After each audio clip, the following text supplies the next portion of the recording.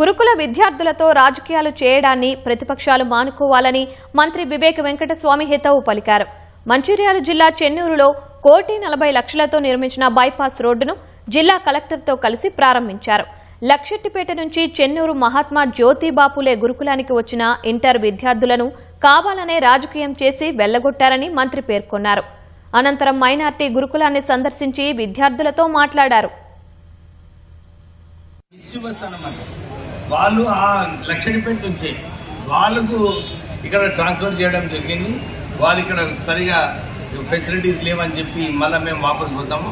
అది టీచర్లు ఎవరైతే ఉన్నారో వాళ్ళకి ఇక్కడ దూరం అవుతుంది వచ్చి చదివించడానికి అని చెప్పి వాళ్ళే ఇన్స్టిగేట్ చేసి తీసుకుపోవడం జరిగింది.